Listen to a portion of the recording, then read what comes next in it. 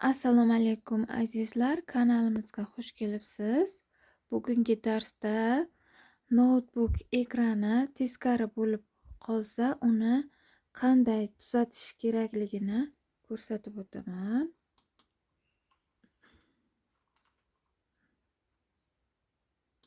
Mana azizlar, noutbuk ekrani teskari bo'lib qolgan.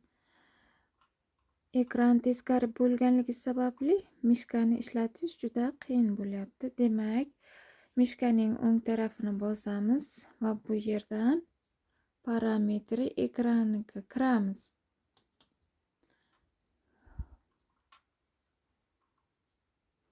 Va mana bunday oyna chiqadi. Kattalashtirib olamiz va bu yerdan biz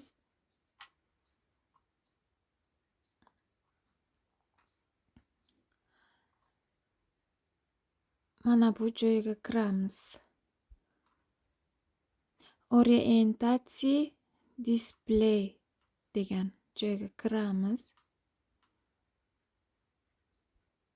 Va bu yerdan mana albomni tanlaymiz. Mana azizlar, kompyuterimizning ekrani to'g'rilandi.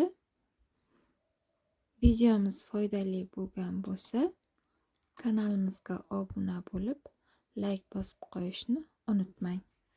Keyingi videolarga uchrashguncha omon bo'ling.